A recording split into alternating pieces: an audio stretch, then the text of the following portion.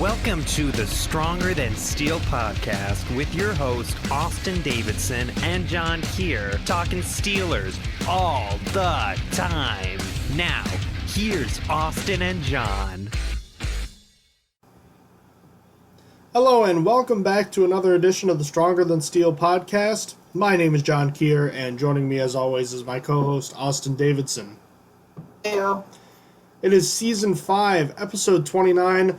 Austin and I are finally back doing the podcast together. It's been a handful of weeks here, a lot going on, but good to finally be back and talking to you, my friend. And it's exciting. Finally back. So we missed a good chunk of everything that was going on. We talked about Steelers and Titans, and obviously they came through with that win there.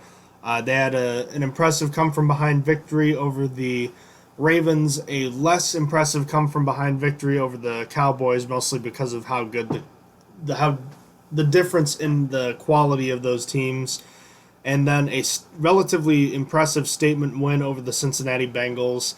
The Steelers improved their best start in team history to 9-0, with the chance to go 10-0 at Jacksonville this week. Where are your thoughts on this team right now compared to where they were at 6-0 when we last had a podcast together?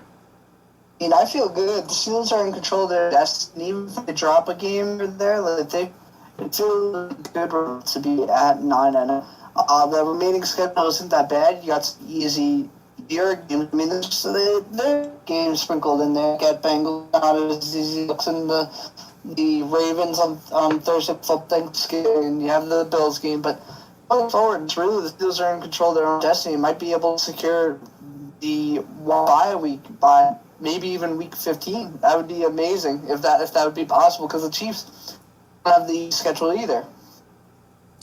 Yeah, so this team is seemingly on course to probably, barring a bad collapse here, secure the division, in which case it'd be all about seeding. The Chiefs are the only team within a single game of the Steelers in terms of record. And the Steelers, we were outlining it beforehand, of their 7 games left, they have 3 games against very winnable opponents. And then they have 4 games left against tougher teams. If you take care of the games you should, you would have to go probably minimum 2-2 to make sure you get that number 1 seed. So it's certainly possible. I mean, where do you think the Steelers' record finishes up as of right now? Realistically, I think they finish 15-1. I think that they dropped that game to Bills. But other than, I think that they're strong and finishing that loss. I actually prefer it that way. Going into an undefeated playoff it just gets them back to lose. Well, you know what I'm saying? Expectations lowered. As stupid as that sounds, I don't want to lose. I think that's where they drop a game. I think they lose to the Ravens. I don't think they lose to the Bengals. There is a chance the final game the Steelers lose, because it might not. The Steelers might be for nothing at the point. I could be 2 losses, but I have to see. That's the only one bye week in this year. They should be playing basically to the end. Yeah, the Bills game is definitely one I've got my eyes on. I think they're going to finish 14-2, and I think that they're probably going to end up dropping that last game against the Cleveland Browns, because that game is going to mean something to the Browns, and I think the Steelers may have the first round bye secured, in which case they won't be fighting quite as hard in that final game, whereas the Browns will be fighting to stay alive. So I think that final game, their season finale, will mean a ton going forward. So let's get locked in and loaded for this podcast here. We're talking first about what happened in Week 10, how we got here. So why don't we start with Thursday night real quick. An entertaining game, a couple big plays going the way the Colts. They come away with the victory on Thursday night, finishing with I believe it was a 34-17 victory. Something like that. I'm having issues with my internet, so I'm waiting for the scores to come up here. Did you get a chance to watch it at all? I was at work for this one, so I didn't get to see it. The Titans are reeling. The Titans have lost now 3 in a row following the Steelers. including the Steelers, I should say. Where else? The Giants came away with a 10-point victory over the Eagles. The NFC East continues to take no prisoners. They continue to be awful. It looks like we're heading straight for a 6-win division winner. Kind of crazy. Said in an expanded playoffs that the division winner is going to be the one that's probably the best record of all the teams that make it in. But yeah, the NFC East is just a trash hole. I don't know what it takes to fix it. Who do you think's going to win it?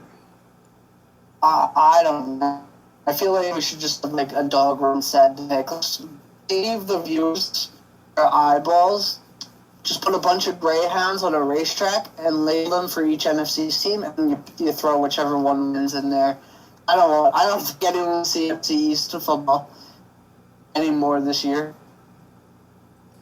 The aforementioned Jaguars gave the Green Bay Packers a good fight, but the Packers were able to stick it out and come away with a 24-20 victory. A big punt return from Keenan Cole kind of changed the course of this game. Yeah, on a slate of 1 o'clock games that were actually probably the worst of the year, this is actually a sneaky good game because the Jaguars kept it competitive. It was a pretty good game. The Jaguars almost came away with it. The Washington football team and Detroit Lions played an interesting game. The Lions got out to a big lead, blew the lead, and then had the game-winning drive from Matthew Stafford to come away with a 30-27 win. This felt like a game between two losing teams, but one of them had to win. Yeah, honestly, the Lions were in control, and the entire time, and they let the Redskins come up. Damn it. The football team, they let the football team come back at the end of the game. And basically, even for the Falcons, the Lions would probably be a meme because of how they let them just come back in games against they had it. Because I'm pretty sure at one point in that game, it was 23. But no. Lions should be able to cover by our standards of covering. If you were bet on the game in Vegas, you'd be pissed. Oh, yeah. Speaking of bettors, the Browns and Texans game, a 10-7 score after Nick Chubb ran out at the 1-yard line.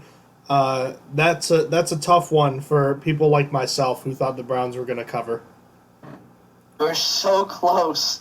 That last thing of him going out of bounds just prevented it.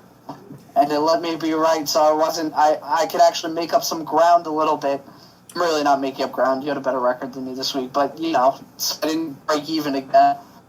He said that he forgot that he was supposed to not score until he got inside the 10-yard line. So if the run had been 10 yards shorter on the field, he probably would have scored. Wild, dude. Wild. It was another wild weather week. The Browns have been in some strange games this year. Yes, they have. That's for sure. Where else are we here? The Buccaneers trounced the Panthers. The Panthers, who started out, 3-4, 3-3. They were a scrappy team. Looks like they're finally coming back down to earth. The Buccaneers just bludgeoned them with Ronald Jones, who had a 98-yard touchdown. That game, it might have started competitive at first, but it quickly became a Tampa Bay blowout. Chargers and Dolphins. The Dolphins came away with a 29-21 victory. Justin Herbert finally looking human for the first time. Didn't have much of an impressive day. The Dolphins have put together a bunch of nice wins here lately, and after starting 3-3, Tua Tagovailoa has led them to a 3-0 record with him as the starter. They're now just half a game behind the Bills for first place in the division. That's wild. I can't believe that there might be a meaningful Bills-Dolphins game coming up. Absolutely insane. The Raiders destroyed the Broncos 37-12. The Raiders' offense is legit. Their defense is not, but Drew Lock will make any defense look legit. I know that you were not high on Lock coming out. Are you ready to pull the trigger on him? Because he's had basically only one season of starting experience with this year and last year combined. But it looks like he's sputtering.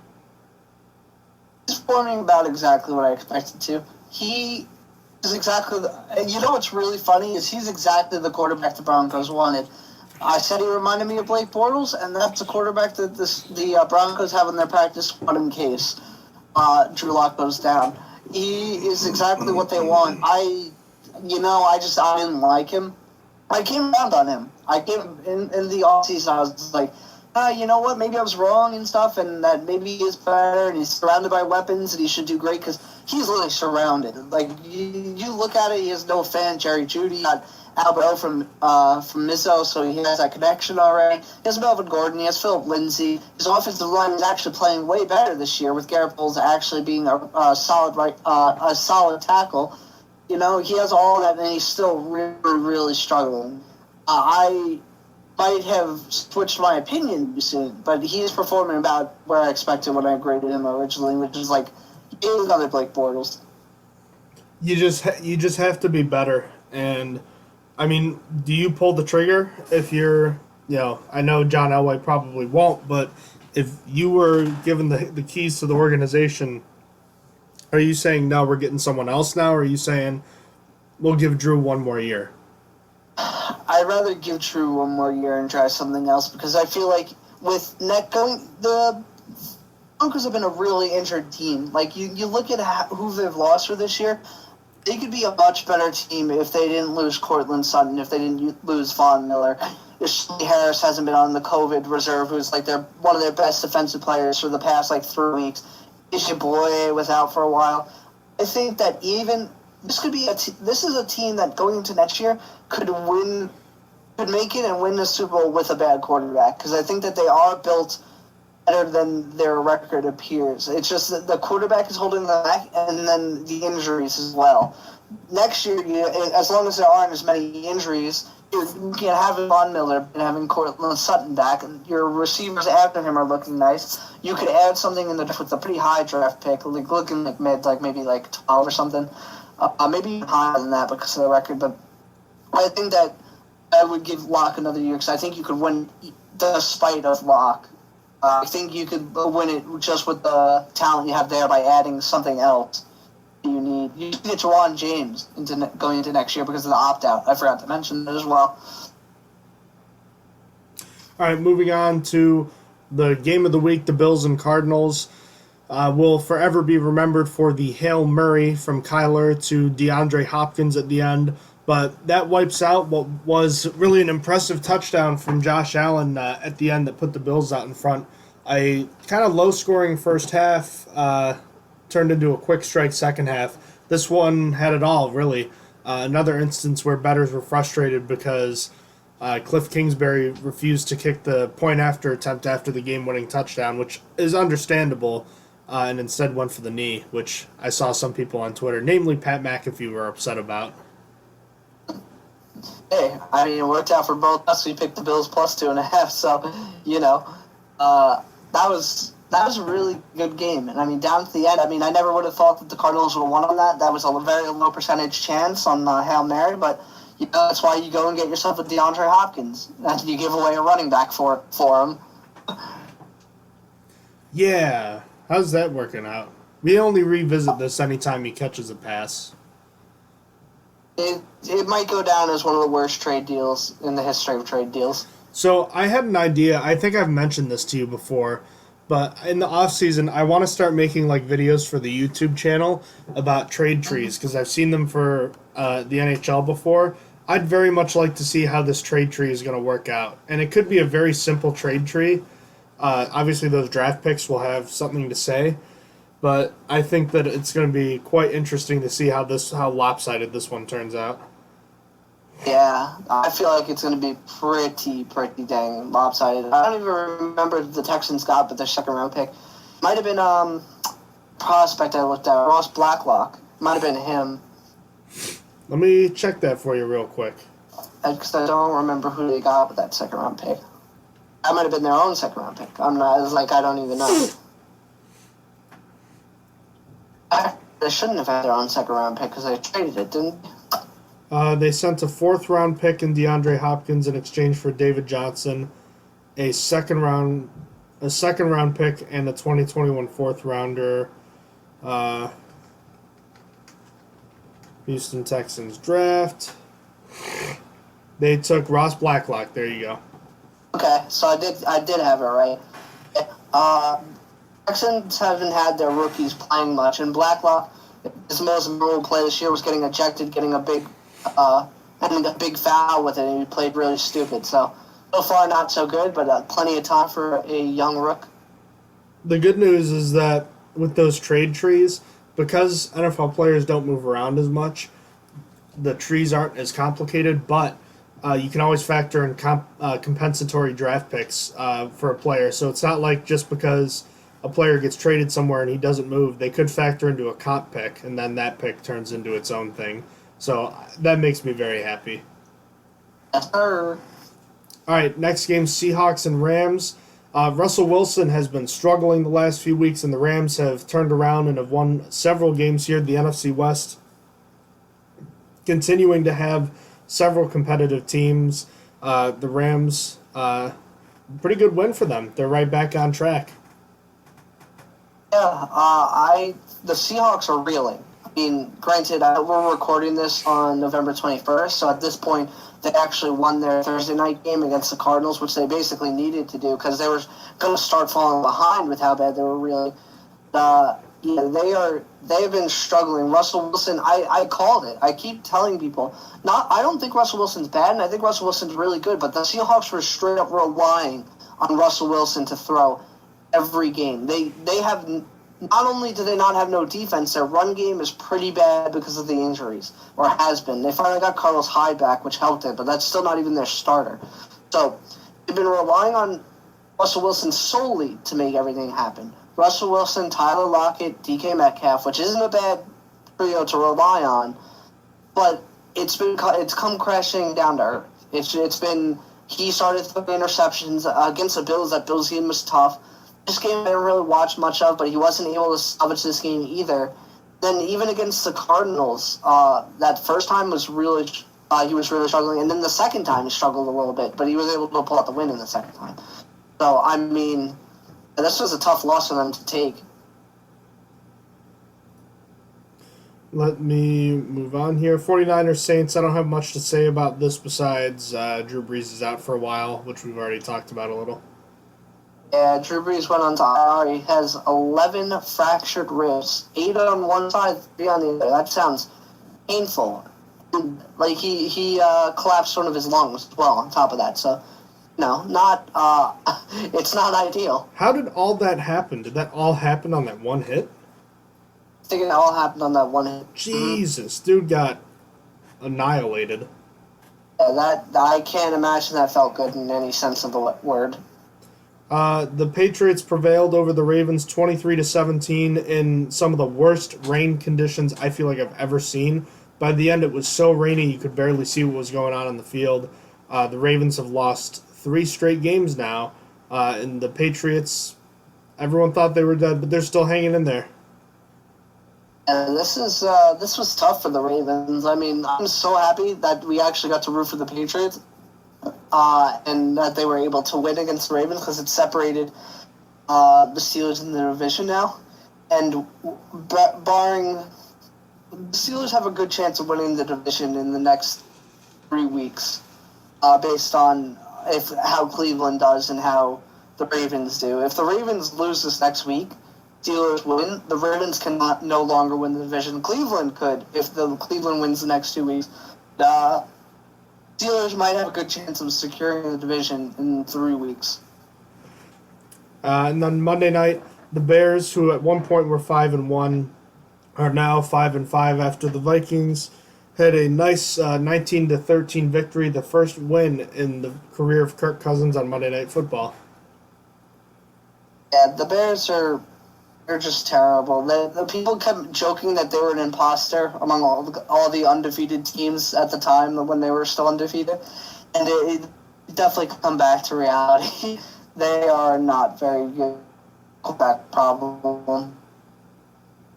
All right, that concludes Week 10. Let's jump into Steelers Jaguars Week 11, bud. So. Setting up this game, just a little bit of history about the Steelers and Jaguars, former AFC Central division rivals, short as the Jaguars came into the league, now obviously in different divisions. The Jaguars hold a slight edge in this matchup, 14-12, but the Steelers came through with the victory in their last game, 20-16. You remember that game very well, most likely. The Steelers played like crap for 3.5 quarters, but the defense held things together just long enough for Ben Roethlisberger and the offense to start getting things going. Antonio Brown had a 78-yard touchdown. Ben Roethlisberger threw a second to Vance McDonald. Juju Smith-Schuster made a couple big catches, and then Ben Roethlisberger dove over the goal line with just a handful of seconds left, and the Steelers escaped with the victory.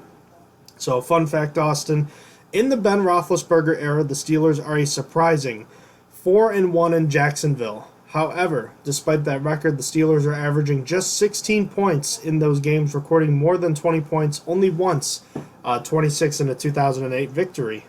So that's kind of interesting.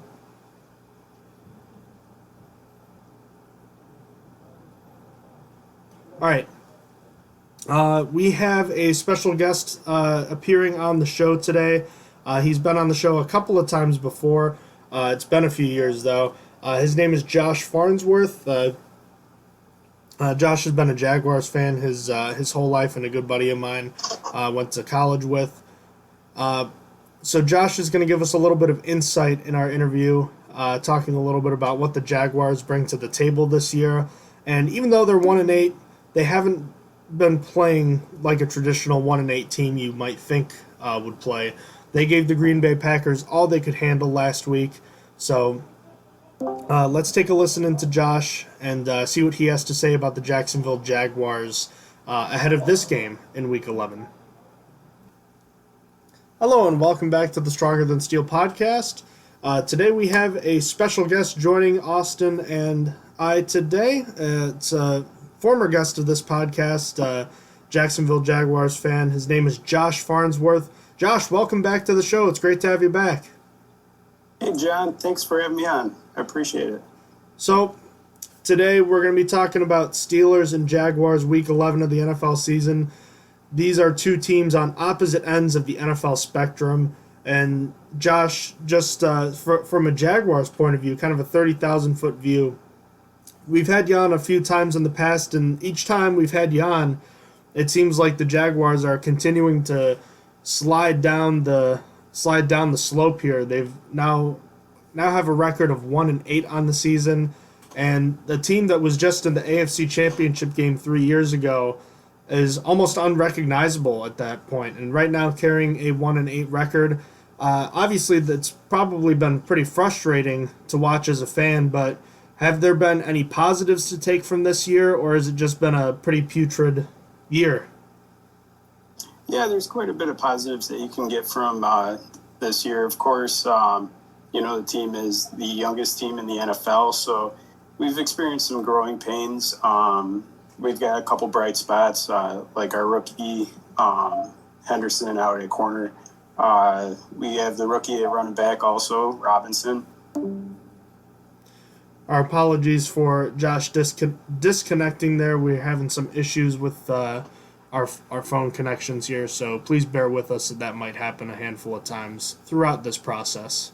As we give him a moment to reconnect here, Austin, just your thoughts, brief thoughts on this game, and kind of he mentioned the rookies and the fact that they're the youngest team in the NFL right now.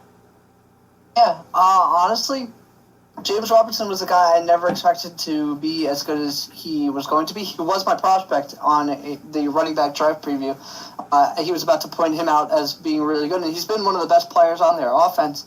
So I think about this game, I'm thinking about James Robinson on offense to start with, because I feel like it's going to be running through him. Obviously, they've been relying on Luton the past, I think, 2 games now, because they played Luton against the Packers and stuff. Josh is back now, so if Josh, you'd like to continue, you were left off talking about James Robinson being a bright spot on your squad, and then you cut out. Oh, geez. Okay. James Robinson, he's been definitely a huge bright spot on the team, something that you really don't expect out of an undrafted free agent. I think he's 5th right now in the league for rushing yards. But yeah, the wide receiver group has been playing really well. As far as the bright spots, it's definitely James Robinson. So yeah, so he's been obviously carrying the load for the Jaguars this year, and let's stick with him because besides Chris Thompson, I was looking at the statistics. No other running back on the roster has had a carry this year, so it's been basically just him. And with the revolving door, if you will, at quarterback. I mean, how great has it been to find this guy? I mean, everyone was calling the Jaguars nuts for cutting Leonard Fournette when they did, but as it turns out, it looks like it was a fantastic decision. Yeah, it's something that me as a fan, I didn't expect going into the first game anyways. I know there was a lot of buzz around him through training camp, that he had some great field vision. But yeah, I mean, going into the season, you really haven't heard about him. So to have somebody just walk out there and start playing, on par with what you had last year, it's crazy to think about. And looking elsewhere on this offense, the quarterback position has been one that's seen some changes over the last couple of years. So Blake Bortles cut loose last year. In comes Nick Foles with the big contract, and he lasts one quarter before he gets injured, misses most of the season, and it's Minshew mania. He comes on and has a really solid year for the Jaguars.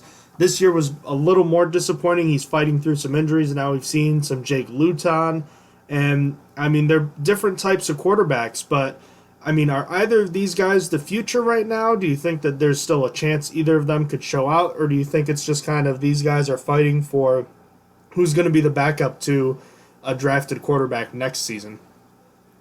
I think both quarterbacks will be on the roster next year.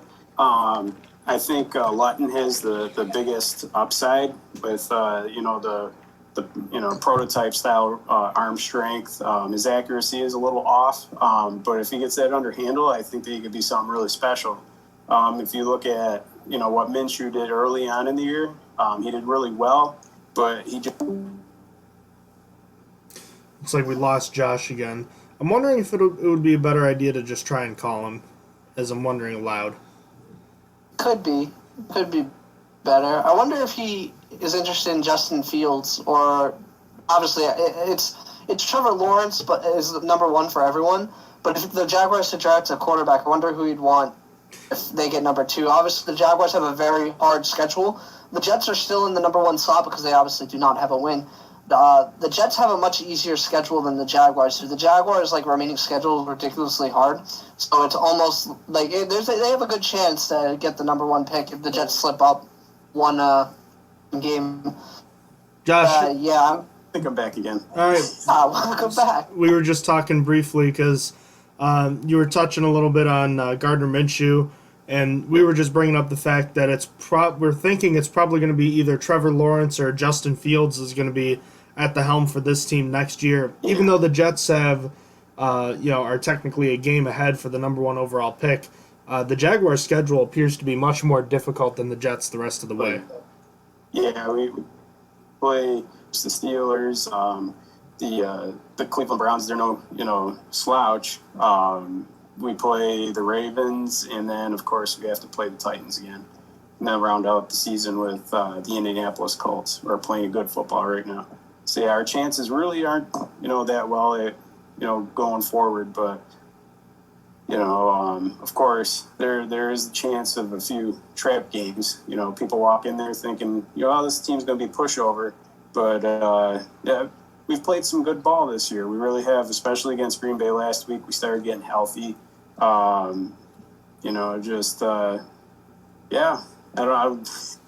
I don't think we'll wind up winning another game, but you never know.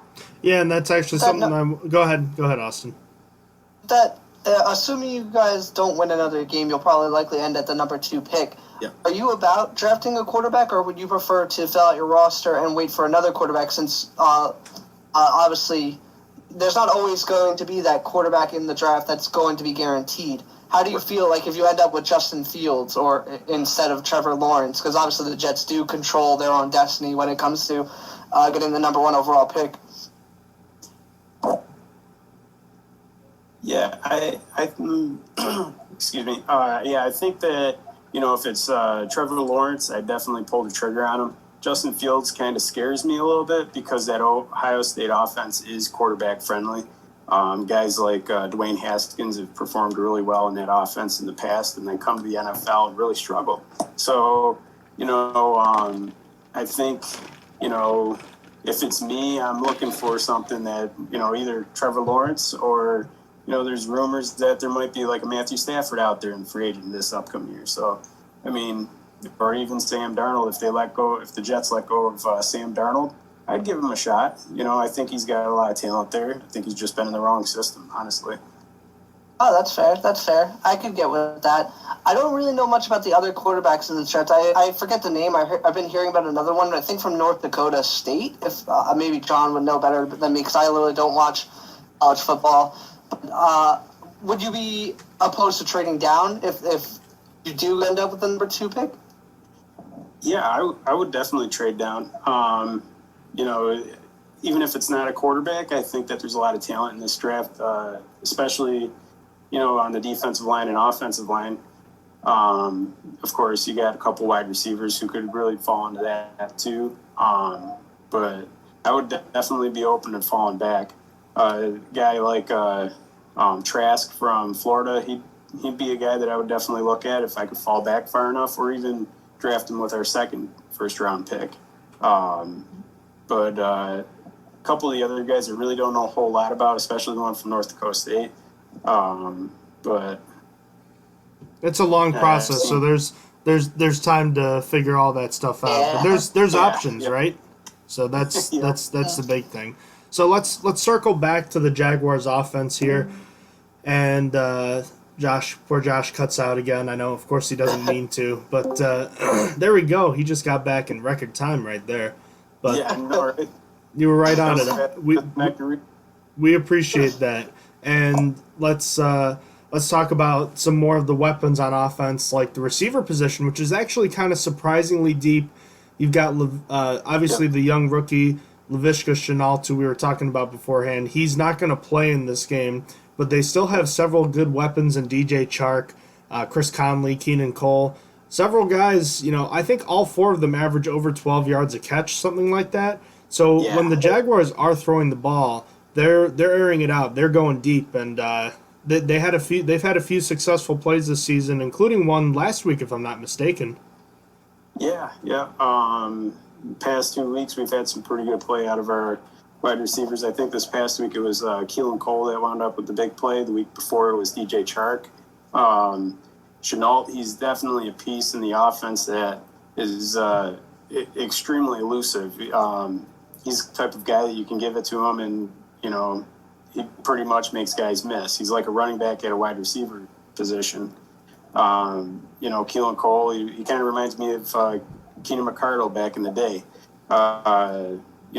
Pretty much anything that's thrown within the vicinity of him, he pretty much catches. Chark, he's basically your Ferrari of the group. He's fast, can lay out for the ball. But yeah, they got a surplus of wide receivers, that's for sure. Let's look at the other side of the ball for the Jaguars, a unit that a few years ago headlined one of the best in the NFL, a scary good unit. They have a lot of different faces, but there's still some solid talent on this team, and I think it all starts at the linebacker position. Myles Jack has been a revelation, one of the best linebackers in the NFL this season, and free agent acquisition Joe Schobert has had a really solid year at this point as well. And, Austin and Josh, just looking at this linebacker group here with Jack and Schobert, I think that there's a lot to like with those two guys. Can't forget Josh Allen either. Josh Allen's really good this year too. He's typically like a defensive end, but I consider him a linebacker. Yep. And then, of course, we have Chase on as well that we just drafted this past year. He's kind of that hybrid style defensive end where you can be down on the ground or you can pop up and go cover. But the whole turnaround with Myles Jack from last year to this year has just been night and day.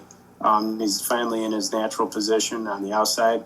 He really struggled on middle last year. Now we got a true middle linebacker with Schobert. Of course, you guys are pretty familiar with him, playing him twice a year. So yeah, he's the type of guy that kind of sits in the middle of the field and picks out when the runs come in, or fills the gap when the defensive line finds himself out of place. He's a reliable piece. And then, of course, you go to the other side. We lost Leon Jacobs early in the year, but Quincy Williams' younger brother out on the edge? He's really been playing really well too. So they got a good young group at linebacker. But I think that, as far as stars go, Miles Jack is definitely that guy. Jack has been fantastic, and obviously Steelers fans are familiar with Joe Schobert, the former Cleveland Brown. He had 2 interceptions of Mason Rudolph in the Thursday night game last season in Cleveland, so obviously there's a lot of talent there, and we touched a little bit on a moment ago those versatile edge rushers in Josh Allen and Caleb Von Chason. The sack numbers for the Jaguars, not super high right now, but that doesn't mean they're not getting pressure at times.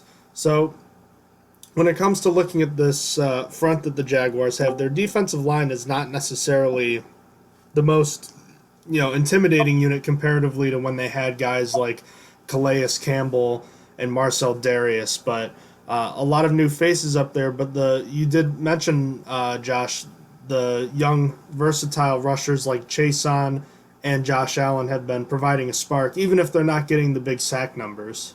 Yeah, yep. And, Josh Allen, he's been out 3 weeks so far this year. He was finally back this past week against Green Bay. And, of course, he's got a clean slate going forward from there.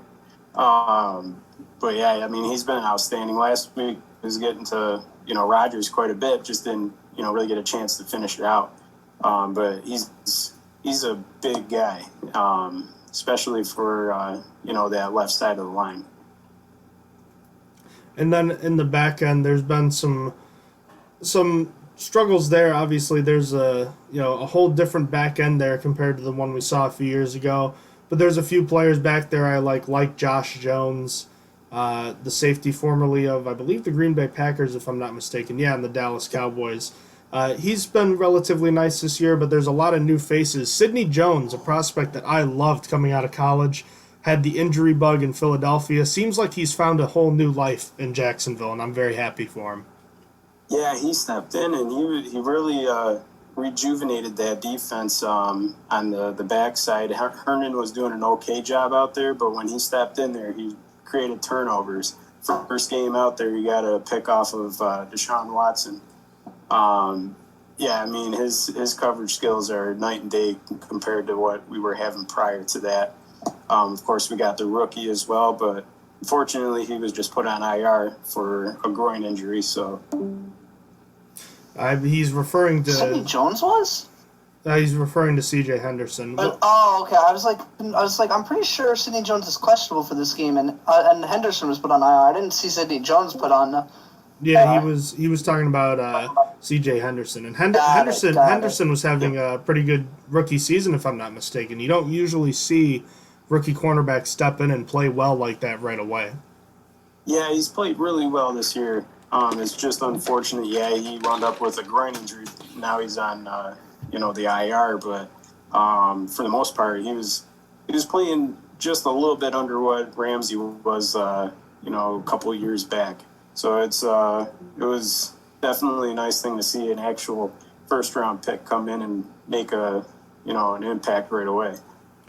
So looking at the special teams really briefly, an experienced kicker in Josh Lambo, and you've got the punter Logan Cook, and you've got a couple... Unfortunately, Lambo's gone now for the year. He got put on IR twice. Yeah. Oh, really? Yeah, he got put on IR twice. He came back, kicked, I think 2 games. Josh could correct me on that. And then got hurt again, and then had to go on IR, which ends the season when you do it the second time. Yeah. Oh, my apologies. Who's the kicker now, then? Oh, I'm sorry, what's that? Who's the kicker now, then? That's not a good sign. I don't know, because I was going off... Even had Hauschka at one point. So. Ooh. Well, see, that's not good, because I was just checking the team's official website and their official depth chart, and all they have is Josh Lambo. So I'm glad you caught us there. Is it Jaguars and Pick Steelers legend Josh Scobie? I Oh, know they should take him back. oh God. Well, let's circle then to the punt and kick returning. The depth chart has D.D. Westbrook and Keenan Cole listed as the returners. Cole had a big punt return touchdown last week. You know, I mean, that guy, he's not the most well-known receiver out there, but in terms of punt returning, anytime you can break one, those don't happen every year, so he's dangerous back there. Yeah, he's very dangerous out there. He's got that sneaky ability. He's not real, straight line fast, but his quickness is pretty much off the charts. Of course, Dede, he wound up on the IR as well. So I think the next guy in line is Claiborne. I think his name is. Getting deep on the roster now. Alrighty, well, real quickly, I just wanted to see if you could give us a little bit of insight into what you think the Jaguars are going to do on offense, looking at the Steelers' tough defensive front, and how the Jaguars might try to exploit that through, James Robinson and play action, or how do you think they're going to attack it? Yeah, I think you'll see a very similar offense to what was going on last week against Green Bay. Especially since Green Bay is known for throwing blitzes. They'll try to scheme things, do a lot of play action, get the linebackers moving out of place. They'll definitely be running the ball a lot. I know that. On the defensive side, I think they'll definitely try to put pressure on Big Ben. But I haven't heard a whole lot about the running game for you guys, but I'll tell you what, you guys' passing game has really been something else to watch. So I'm not sure. You haven't heard anything about our ground game because there hasn't been anything to be said. So Josh, yeah. the last 3 games, the Steelers have rushed for less than 50 yards in each of the last 3 games. That's the worst mark in team history. That's crazy. Yeah, it's bad. I mean, and Austin and I, I'm sure we'll touch on it later on in the podcast when we record it, but our ground game has just been non-existent, and for the Steelers, you're hoping you can get it on track now because when you're 9-0, any criticism is really nitpicky, but at the same time, less than 50 yards rushing in 3 straight games is a problem. So I would expect to see the Steelers maybe make more of a concerted effort to try to run the ball successfully. But frankly, the way they've been playing, Josh, I think at some point, if things aren't going well, you just have to be on the lookout for Big Ben. Yeah, absolutely. That guy's he's like a magician. Makes things happen for sure. So now that we've kind of set the scene with the game, can you give us like one matchup that you're going to be especially paying attention to, whether it's a player versus a position group, player v player, or like offensive line versus a blitz or something like that? Just one thing that you're mostly paying attention to. Yeah, I'm going to be interested to see how the Steelers defense plays against our run game. Pretty much, if you guys can stop James, then it'll be definitely a long game for us. But if we get the ground game going, it's liable to be a pretty close one. So, any further questions, Austin? No, I think I'm good. All right. With that being said, Josh, the lay of the land has been set. I think we're ready to hear your final score prediction about this game. Pittsburgh is, I think, 10.5 point favorite rolling into this game. According to ESPN, most sports books. How do you see this one playing out, and what do you think the final score is going to be? Let me see. I'm going to go with a 28-14 Steelers. Alrighty then. So, Josh, just wanted to thank you so much for coming back on the show. I know it's been a couple years. And I know it's probably not as much fun to talk about your team when they're struggling at 1-8, but the good news is that they probably, the next time we talk and have you on the show, they're probably going to be doing a lot better. at least a little bit better. I mean, there's really, unless you're the Jets, there's nowhere to go but up. So, there's that. Yeah, absolutely. One can only hope. So, but who knows? Maybe at this point, the next couple of years, we'll be talking about Trevor Lawrence or Justin Fields with the Jaguars, and that's just not something I think I'll be ready to deal with. But all in good time. So in the meantime, Josh, thank you so much for joining the show again. It's always a pleasure to have you on, and certainly enjoy the game on Sunday. Absolutely, and thank you again for having me on. Thanks, man. Thanks for coming. Always, bud. Take care. All right, and we are back. John and Austin here talking Steelers and Jaguars. Want to give my man Josh a big-time shout-out. Josh Farnsworth, thank you again for joining the show. Always appreciate having guests on the show, especially when we don't get to have them on as often as someone like John, who is on the show at least twice a year. So thank you, Josh, for joining, and feel free to email the show and tell us what you thought of him.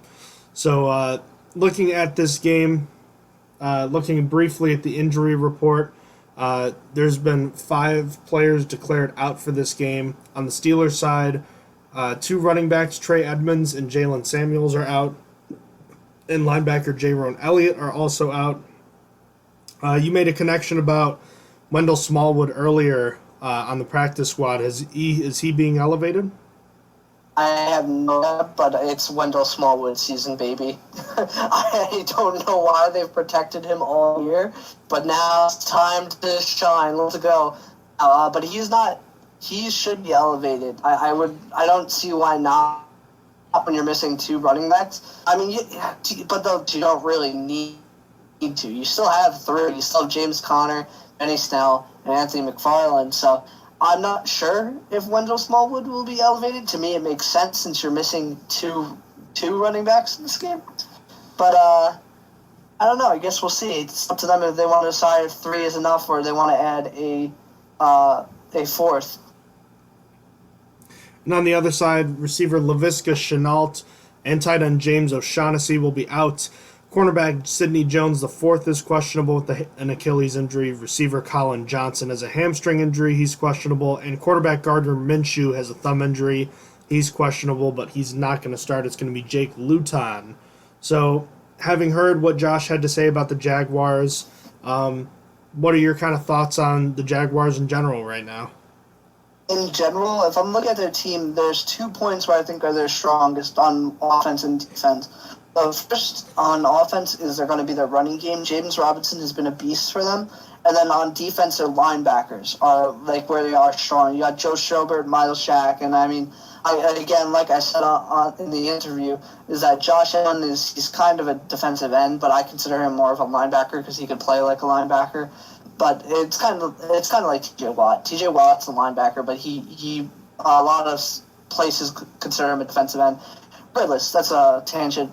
Their linebackers are where they're strong on defense. Everywhere else is pretty weak, especially with the injuries. Their corners are really tough for this game. They're getting DJ Hayden back because they took him IR, but then an eye for an eye. They put their solid rookie C.J. Henderson on IR as a counter move.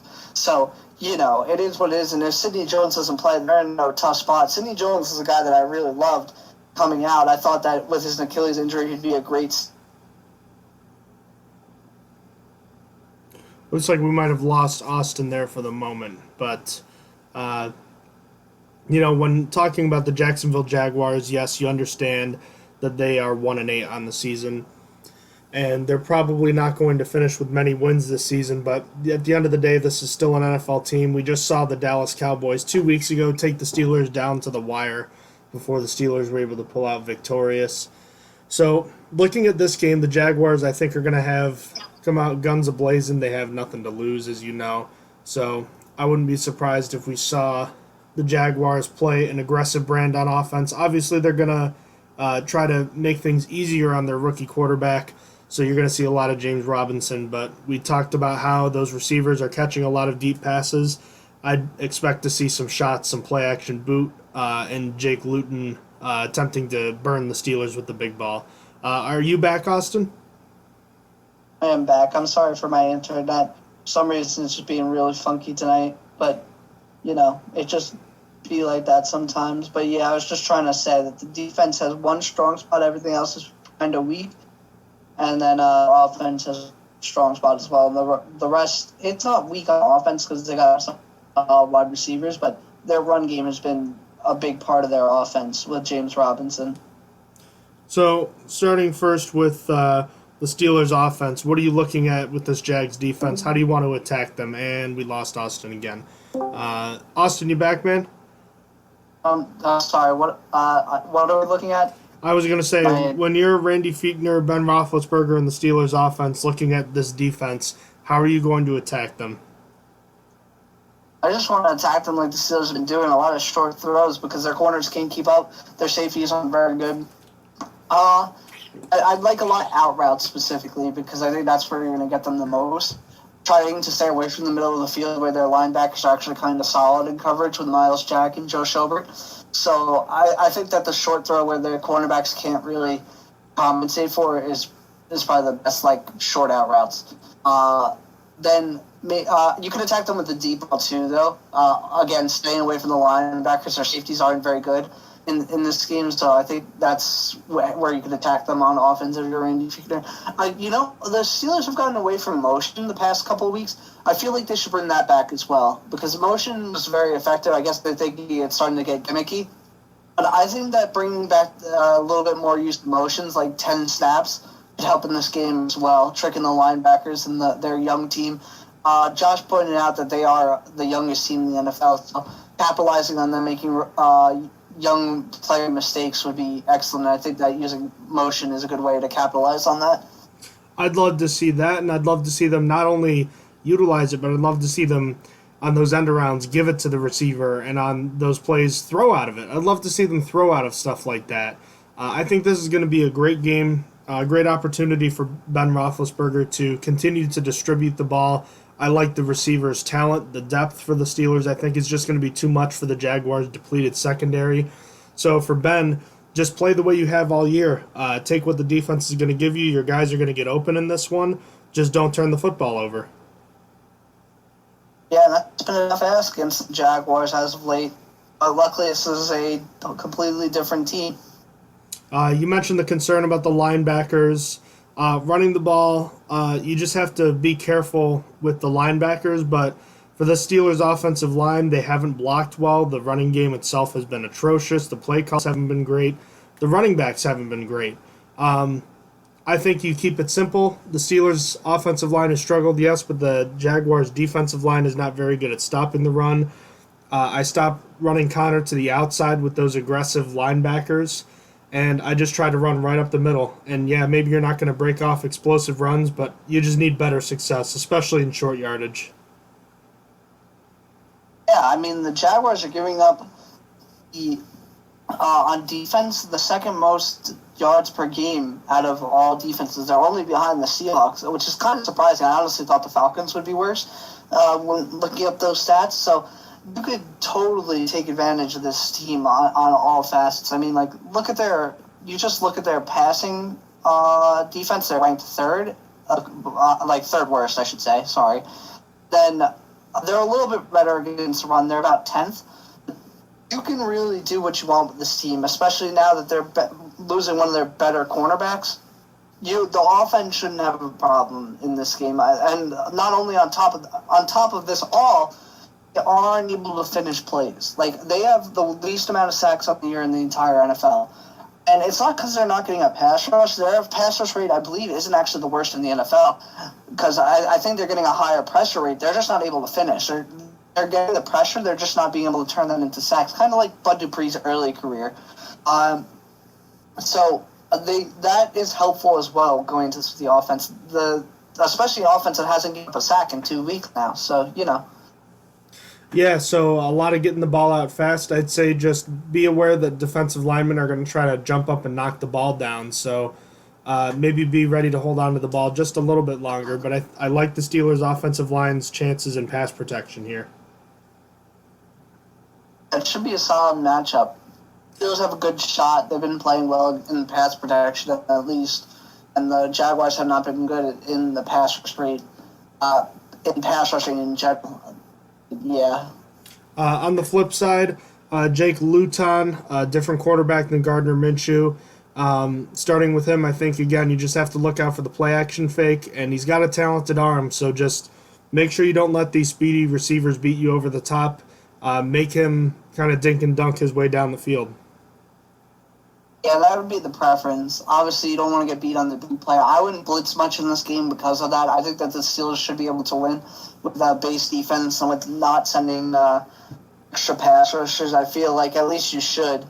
Jamar Taylor has given up 6 sacks on the year for the Jaguars, so he's not been very good. Sending the blitz, I think, would be a mistake with how fast their wide receivers are in Keelan Cole and DJ Chark and Chris Conley. I might blitz, just not with heavy numbers. I think you try to bring 5 guys and try to get in this quarterback set a little bit. Yeah, if I'm blitzing, I'm bringing Mike Hilton, I think. Yeah, that's going to be a huge addition for this team. Yes, thinking of him, I'm looking for a rebound. I feel like the Steelers' run defense hasn't been the same the past 3 weeks. Part of that was losing Mike Hilton. Part of that was losing Tyson Alualu. So I'm hoping for a rebound now that Alualu is healthy and Mike Hilton is healthy. I'm hoping that the Steelers are able to get something, return to the form they were in the run defense department. They were one of the best in, like, the first few weeks, and then just it's been absolutely – I can't say it's been awful, but it's not been very good. So late. They did good against Giovanni Bernard, but that's Giovanni Bernard. Now we're going against James Robinson, who's – I think Josh said he was 5th in rushing yards this year. He's been their offense. He has been their offense. Yeah. Chris Thompson has 7 carries this year. He's on IR. No other running back on the team has a carry besides James Robinson. Exactly. So I'm hoping for I'll say a real, in quotation, like a workhorse running back to be stopped. But Steelers did against like Saquon Barkley and stuff like that. Yeah, I come after him, but I'm not overly aggressive just because I am worried about that play-action game. So linebackers especially have to be careful. But you love this defensive fronts matchup. You like the linebackers matchup with the running backs. Just be careful. It's the old Dick LeBeau style. Play safe, don't get beat deep, and tackle the catch. Man, that's what you got to do. You got to play safe, but maybe not too safe.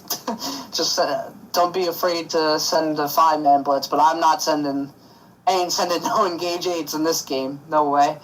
All right. Any special teams thoughts before we move on?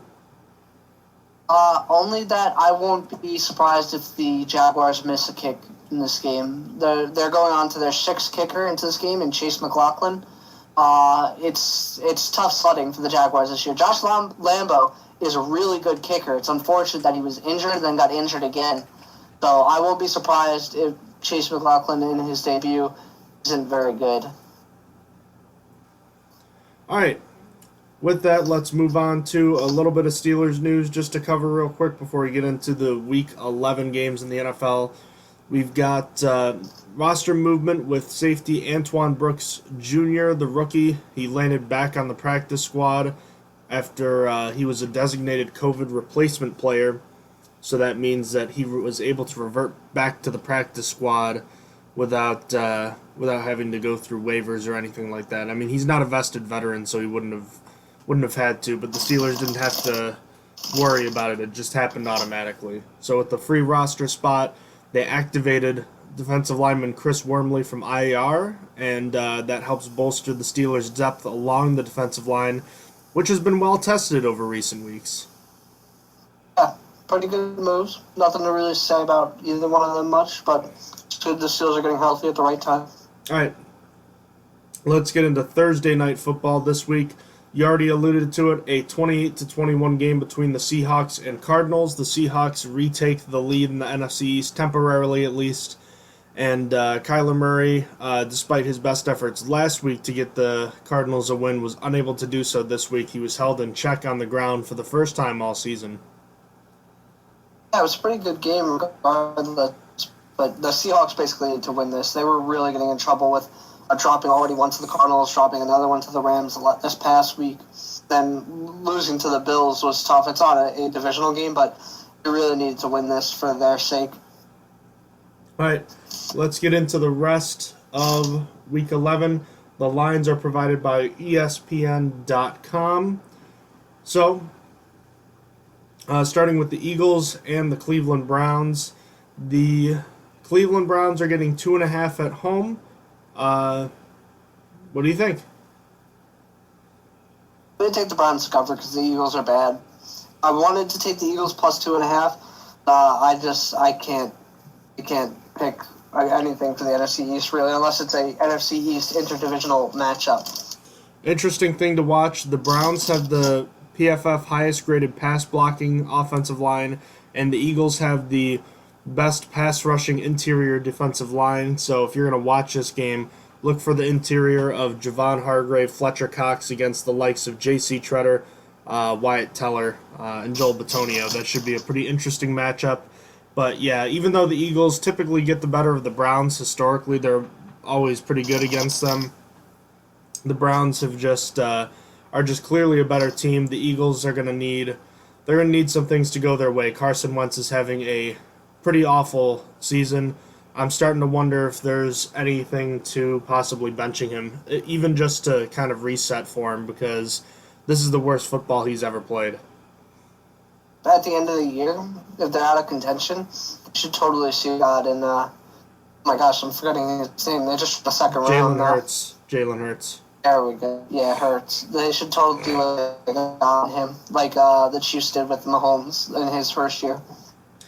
Falcons at Saints. It's going to be Taysom Hill starting for the Saints. We're not sure if it's going to be just mind games or whatnot, but Vegas seems convinced it will be Hill, and they still like 3.5-point spread for the Saints at home. Pretend like that the Saints are really starting Taysom Hill for this game. I'm going to pick the Falcons plus 3.5. If you're unironically starting Taysom Hill, they deserve to lose. What do you got? I have the Saints covering here. I believe, if I'm not mistaken, I believe that Jameis Winston has really good statistics against the Atlanta Falcons. I'm trying to pull up the exact numbers in general here. He has a passer rating of 130.5 in his career against the Atlanta Falcons. He's thrown 25 touchdowns, and I believe he's only thrown 9 interceptions against the Falcons. So all statistics point to the fact that Jameis Winston, if you are going to screw around with Taysom Hill, this wouldn't be the week to do so, because Winston destroys the Falcons typically. So I think this is just gamesmanship. I think it will ultimately be Winston, but on the off chance that he's not, I'd be a little concerned. But I still think the Saints are talented enough to win by more than a field goal in this one. So I'll take the Saints to lay the points. Let's move on to the Cincinnati Bengals at the Washington football team. Washington is getting 1.5 at home. I like the Bengals plus 1.5. I think that the Bengals and Joe Burrow, they got blown out last week, but I don't think Washington is that good. I think the Bengals have been a more competitive team this year, and I think they'll be able to win this game outright. I agree with you. I think that Washington isn't a very good team. Alex Smith, quarterback, changes that. I'm going to pick the Bengals plus 1.5. Lions at Panthers. There's no line on this game as of right now because of injury to Teddy Bridgewater. We can make the predictions official tomorrow, but where are you leaning right now? Panthers to cover. I figure the Panthers are probably favored in this game. Even if they're not, I'm definitely picking the Panthers plus the points. I'm going to pick the Panthers to cover with the idea that I think they're going to be favored by 2 points. The Panthers. I'll definitely take them if they're not favored. The Panthers have lost 5 straight games. I think that they're in pretty bad trouble right now. And the Lions, even though they haven't been impressive, I think that they'll win this game by a close margin. So I'll take the Lions if they're the underdog, and if they're favored, I'll take them by something a little less than a touchdown, maybe 6 or something like that. Big game at 1 o'clock, Titans and Ravens. Both teams are skidding right now, the Titans especially. Baltimore's getting 6 at home. Do you think that's a little much? I think that's pretty fair. That's It's fair. Both teams are kind of struggling at the moment. I am going to take the Titans +6, though. I don't think the Titans win. This is a close-ish game. I think that the Ravens win by 3 into this one. But we're going to see who's really struggling more. Both teams are on a free fall at the moment, and one team will leave this with their free fall ending. I really like the Ravens in this one. I just don't think that their skid is going to continue. I think there's too much riding on it for them. They know that they'll basically, realistically, lose this division if they lose this game. The Titans' defense is just not good, and I think the Ravens are going to be able to come in with some anger given the way the playoff game last year went, and I think that they'll handle Tennessee pretty convincingly. Another 1 o'clock game, the Patriots at the Texans. The Texans are 2.5-point underdogs at home to the Pats. I like the Texans. You know what? The way I see it is if Deshaun Watson is the really good quarterback that everyone thinks he is, he has to win this game. Elite quarterbacks don't have seasons where they only win 4 games. I think an elite quarterback is worth 5-6 wins automatically every year. And the fact that they only have 2 right now is concerning. I think this is a game you have to win against a team that's not as talented as your team, certainly not on offense. Deshaun Watson has to play hero ball, and he's got to play well enough. And I'm riding with him this week, but the jury's out for me on him. This is an important game. I just don't like. Yeah, I don't really like either team. I would stay away from betting this game. I wouldn't bet for it, but I'm just going to pick the Patriots to cover. They're getting Stephon Gilmore back. They're getting Sony Michel back, which honestly, Sony Michel coming back is not anything to write home about. But the point is they're getting healthier. I'm going to pick the Patriots to cover. Miami Dolphins at the Denver Broncos. Miami's only a 3.5-point favorite on the road. I hammered the Dolphins all the way on this one. I'm going to agree. I actually might be putting my money where my mouth is. This game I'm thinking about betting on this week. We're going to see tomorrow. It's going to be a game time decision whether I bet on this game. Jets at Chargers. The Chargers are getting 9.5 right now. This might be the Jets' best last chance to win a game.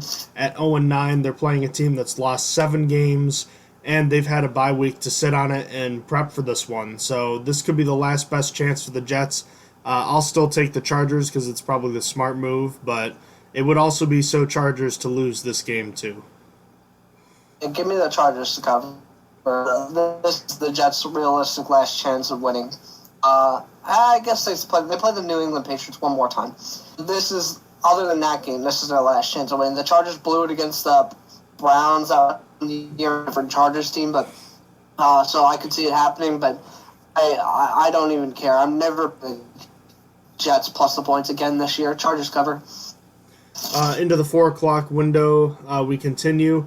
The Packers at the Indianapolis Colts. Indy minus 1.5 at home. I like Phillip Rivers in the Dome. If this were in Lambeau, I'd feel very strongly about the Packers, but I think the Colts play a physical brand of football, and the Packers get pushed around a lot by physical teams. I like Indy in this one. I'm going to pick the opposite. I'm going to pick the Packers plus 1.5. The Packers are. This matchup's an interesting matchup. The running game is really bad, in my opinion. I mean, Nyheim Hines has been playing well, but Jonathan Taylor has not been. Wilkins has been okay. The Packers, the thing that they've been worse at, I shouldn't say one bad thing, defense. I think that Phillip Rivers is bound to turn over the ball 3 times in this game, or 2 minimum. So it's up to the Colts running game. If they could get established against the Packers, they could easily win it. I think that the Packers, now having Christian Kirksey back for the second week, are going to be able to contain the Colts. And Phillip Rivers just is not good at handling the ball. He's a little bit too aggressive. So I'm picking Packers plus 1.5.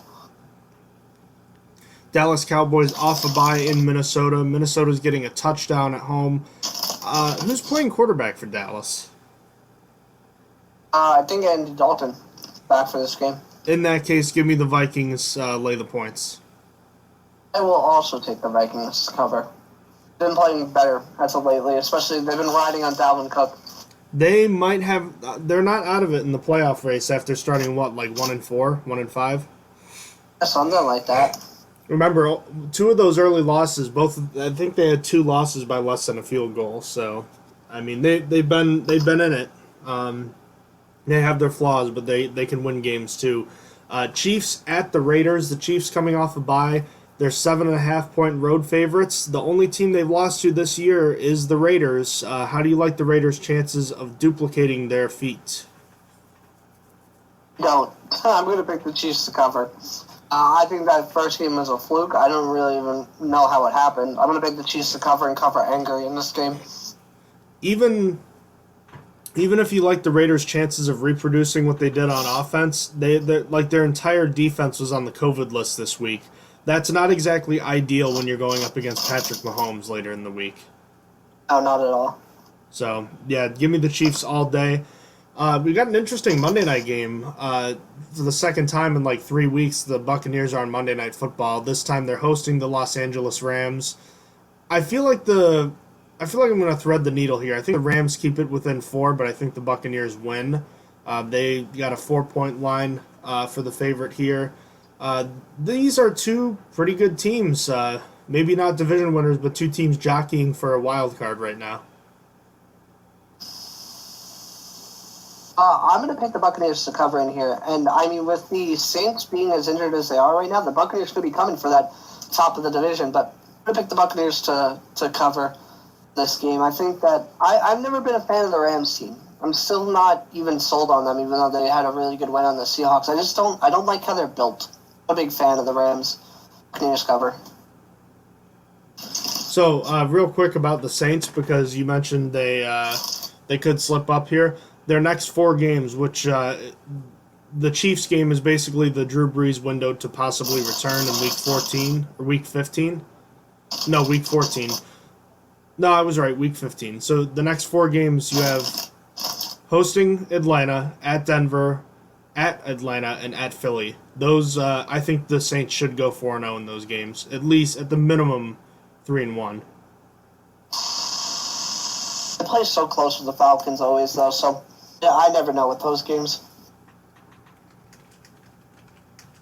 I'm curious about the way that's gone recently. I actually kind of like Winston against the Falcons better than I do Breeze. I agree. I actually agree with that. That is kind of odd. This rivalry rarely has a back and forth where it's like one team wins, the next team wins the other. There's a lot of win streaks here I'm looking at. The Saints have won 4 of the last 5 matchups, but prior to that, the Falcons won 5 of the previous 7. So kind of all over the place here with this one. This is kind of interesting. Yeah, they always play close, I feel like. So we'll keep an eye out for that. All right, let's turn our attention to Steelers-Jaguars one final time. X Factors, bold predictions. I'll go first. I got Marquise Pouncey on the offensive line. I think Pouncey's been having one of the worst seasons of his career as a starter. That's not to say he's been awful. I just don't think he has been the Pro Bowl, all-pro level caliber player that he once was. He's been dealing with that knee injury since last season. I wish that he had gotten it cleaned up, but he did not do so. So now the Steelers have been dealing with that. The fact that he's not quite as mobile as he was in years past.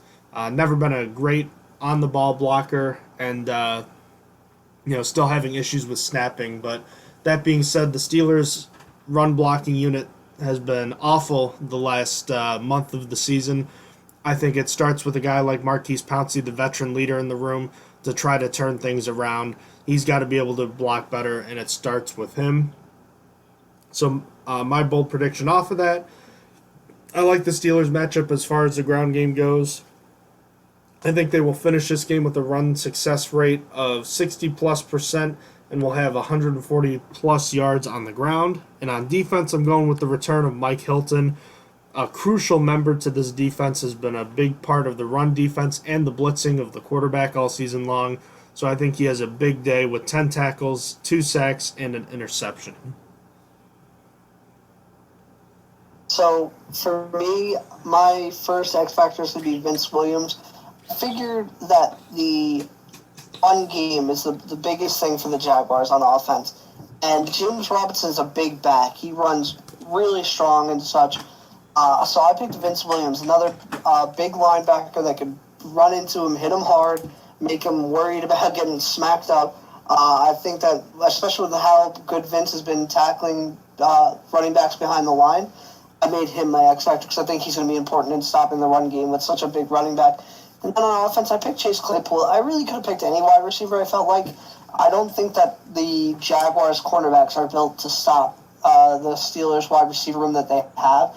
I will not be surprised if, like, Deontay Johnson has a big game instead, or Juju Smith-Schuster.